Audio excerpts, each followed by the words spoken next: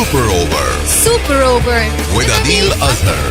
अस्सलाम वालेकुम, welcome super over with Adeel Azhar के साथ। अदील आपकी खिदमत में एक बार फिर से हाजिर है and deservingly so. We have the first finalist of HBL PSL 10 Quetta Gladiators ने कल इस्लामाबाद यूनाइटेड, रिमेंबर कल हम बात कर रहे थे ना कि इस्लामाबाद यूनाइटेड अपने होम ग्राउंड के बाहर नहीं जीता। अच्छा, by the way they beat Karachi at National Stadium, लेकिन जिस वक्त उनका वो 5 मैच विनिंग स्ट्रीक चल रही थी, लेकिन उसके अलावा देव स्ट्रगल्ड। और हम कल एक स्टैटिस्टिक भी आया था जिसमें देखा हमने यही था कि Islamabad United has the worst record for all the teams in Gaddafi stadium Lahore.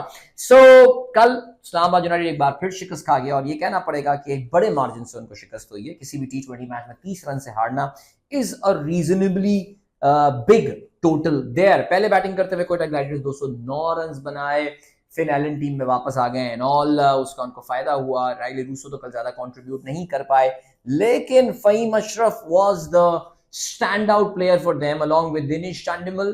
अच्छी सिलेक्शन इन्होंने की आखिर में आके ये, और इन दोनों की ये पार्टनरशिप थी। वरना एक मौके पे लग रहा था कि इस्लामाबाद शायद 180-190 पे रुक जाएगा, लेकिन इन दोनों की बड़ी जबरदस्त पार्टनरशिप 200 प्लस वैसे ही चेज करना किसी भी कंडीशन में जो है मुश्किल हो जाता है।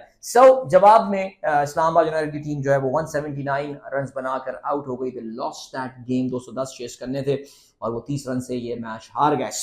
Quetta is through. Remember they were the top side, points table में भी वो नंबर 1 थे। और हम बार बार एक चीज याद किए जा रहे हैं कि 18 अप्रैल वाज द लास्ट डेट जब क्वेटा ग्लैडिएटर अपना आखिरी मैच हारी थी।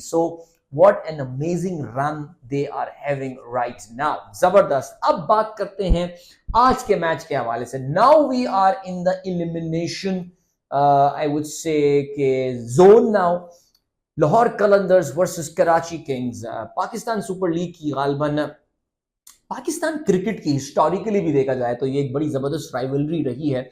कराची और लाहौर जब भी एक दूसरे के आमने सामने आते हैं किसी भी स्पोर्ट में, खैर बहुत ज़्यादा तो पाकिस्तान में इंटरसिटी मैचेस नहीं होते हैं, लेकिन पाकिस्तान सुपर लीग में कराची किंग्स एंड लाहौर कलंदर्स बड़ी ज़बरदस्त राइवलरी होती है।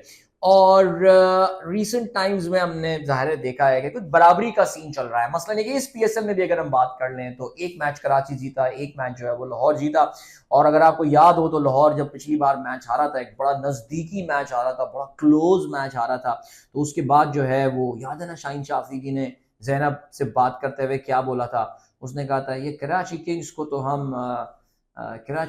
तो हम एलिमिनेटर में देख लेंगे, सेमीफाइनल में देख लेंगे। कुछ इस तरह की जो है ना वो उसने जो है वो बात की थी शाहीन शाह अफरीदी ने। और अब उसकी ये बात जो है ना वैसे दुरुस्त साबित हो गई है। इनको मौका भी अब जो है ना वो मिल गया है कि कराची किंग्स से जरा हिसाब बराबर कर लें जो उनको होम ग्राउंड पे शिकस्त दी थी, बिकॉज इनके होम ग्राउंड पे ही जो है वो आज मुकाबला भी होने वाला है। और कराची ने 3 गेम पहले जो है DLS मेथड के थ्रू ये मैच जीतने में कामयाब हुए थे। एक रेन कर्टेल्ड मैच था, 15-15 ओवर्स पर मुहित हुआ था। लाहौर कलंदर्स ने 160 रन बनाए थे पहले बैटिंग करते हुए, और कराची ने जो है वो इस टोटल को, अगर आपको याद हो, चेस किया था। इरफान खान न्याजी ने धुआंधार इनिंग खेली थी, 5 छक्के उन्होंने मारे थे। आज लेकिन it's a do and die game. Karachi का एक अच्छा मोमेंटम बनता हुआ नजर आ रहा था, और उनका जो मोमेंटम बनता हुआ नजर आ रहा था उसको भी जरूर ब्रेक लगाई थी। इस्लामाबाद यूनाइटेड ने एक बड़ी शिकस्त कराची को दी थी। पहले तो खुद 250 रन उन्होंने स्कोर किए, फिर कराची को उन्होंने जो है वो कटेल किया। कुछ 70-80 रन की जो है कराची को शिकस्त हुई थी, जो आखिरी ग्रुप मैच था, जिसकी वजह से कराची जो है वो आज उनको ये एलिमिनेटर 1 खेलना पड़ रहा है। वरना बजाहिर ऐसा लग रहा था कि कराची क्वालिफायर मैच कल खेल चुका होता अगेंस्ट कोयटा ग्लैडिएटर्स, लेकिन खैर आज it is against Lahore Qalandars. Lahore Qalandars also had a sort of a mixed tournament.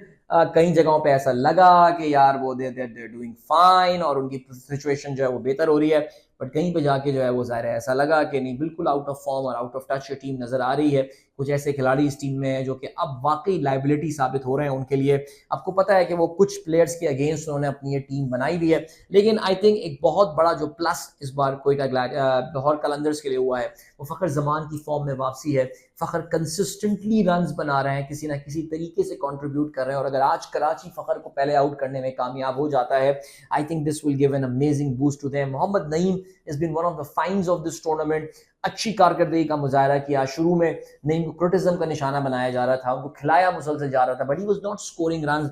उनके बारे में कहा यह जा रहा था कि नईम जो है वो काफ़ी खुश शक्ल हैं, अच्छी शक्ल के प्लेयर हैं, इस वजह से उनको जो है वो खिलाया जाता है, but no, I think he has shown his shots as well. उनके पास बहुत अच्छी, इनफैक्ट कराची के साथ जो उनका पिछला मैच हुआ था उसमें नईम ने जो है वो आई थिंक 29 गेंदों पे 65 रन बनाए थे, जिसमें 5 छक्के और 6 चौके शामिल थे और बड़ी कमाल इनिंग जो है वो वहां पर नईम ने खेली थी। इवन दो फखर और नईम के अलावा कोई और वहां पे रन नहीं कर पाया था उसके लिए, लाहौर के लिए। फिर उसके बाद अगर आप बात करें तो नेचुरली जो एक बहुत बड़ा इशू है टीमों के साथ वो यही है कि बहुत से जो उनके फॉरेन प्लेयर्स हैं जो बाहर गए इस जंग के बाद इंडिया पाकिस्तान की, उसके बाद वो वापस नहीं आए और लाहौर कलंदर्स को यहाँ पे जो है वो ज़ाहिर प्रॉब्लम का सामना करना पड़ सकता है। डेरिल मिचेल, सैम बिलिंग्स, लेकिन सिकंदर रजा ऑफ कोर्स इज अवेलेबल, वो उनकी टीम के लिए जो है वो आज खेल रहे होंगे। वन प्लेयर जो कि बिल्कुल मेरे ख्याल से मुझे ऐसा लग रहा है कि शायद हो सकता है this could be his last PSL, हो सकता है अगले ड्राफ्ट में उसको कोई ना ले, दैट इज आसिफ अली। एक मौके पे पाकिस्तान क्रिकेट टीम के साथ साथ पाकिस्तान सुपर लीग में भी वो टीमों की जरूरत बन गए थे। इस्लामाबाद यूनाइटेड के साथ he had a wonderful time, लेकिन इस्लामाबाद ने उनको रिलीज किया, उनको जो है अब लाहौर कलंदर्स ने ड्राफ्ट किया, लेकिन कोई खास कंट्रीब्यूशन आसिफ अली की जो है वो नहीं रही है इस टूर्नामेंट में। और अगर अब भी वो परफॉर्म नहीं कर पाए तो आई थिंक ऑलमोस्ट बिल्कुल ही आउट हो जाएंगे। शाहीन शाह अफरीदी की अपनी परफॉर्मेंस भी ज़ाहिर है कोई खातिर ख्वाह नहीं रही है। और उसके साथ साथ अगर हम बॉलर्स में भी बात करें तो Haris Rauf, yes is very lucky.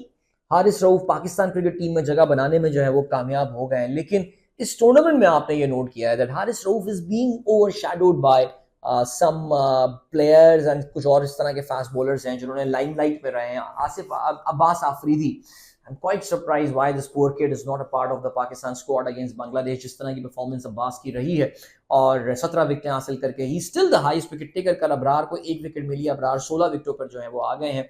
जिसन holder of course अब इस टूर्नामेंट में अवेलेबल नहीं है, वो चले गए, वापस नहीं आए, उनकी 15 विकेटें वो वहीं पर ही जो है वो रुक जाएंगी। लेकिन खैर एनीवे हमेशा से हम जो बात कर रहे थे वो यही कि लाहौर की बॉलिंग जो है वो बड़ी कमजोर थी और आज हो सकता है शाहीन शाह अफरीदी ऐसे मौकों पे आके जरा छा जाता है। तो आज शुरू में ही अंदाजा हो जाएगा जब HBL PSL कराची किंग्स के लिए ये दो बड़े खतरनाक ओपनिंग प्लेयर जिसमें वार्नर शामिल है और साइफर शामिल है वो शाहीन शाह अफरीदी को फेस कर रहे होंगे। अगर कराची ने ये शाहीन शाह अफरीदी का जो मैं कहूंगा कि ये जो फेज है इसको निकाल लिया, I think it would be tough beating them. So yes, my prediction for today, not that I'm a Karachi-ite, but my prediction for today, मुझे लग ये रहा है कि कराची आज लाहौर को शिकस्त दे देगा। This could be the end of the road for Lahore. अगर लाहौर जीतने में आज कामयाब हो जाता है that would be something pretty awesome for them, because याद रहे कि उन्होंने एक वर्चुअल एलिमिनेटर खेला था अगेंस्ट पेशावर ज़ल्मी, जिसमें उन्होंने पेशावर ज़ल्मी को जो है वो फिर इस टूर्नामेंट से बाहर कर दिया था और खुद वो जो है वो एलिमिनेटर में पहुंच गए थे। तो क्या आज उनका आखिरी दिन साबित होगा या कराची किंग्स, जिसने मैंने आपको बताया कि थोड़े ग्लिम्सेस शो किए हैं, देखिए मैं एक्चुअली ऐसा लग रहा था कि they could even top the table at one point in time, वो आज लाहौर को हराने में कामयाब हो जाएंगे। I see Karachi as favourites today, let's see what happens, what a game that's going to be, really can't wait. कल मुलाकात होती है, अल्लाह हाफिज।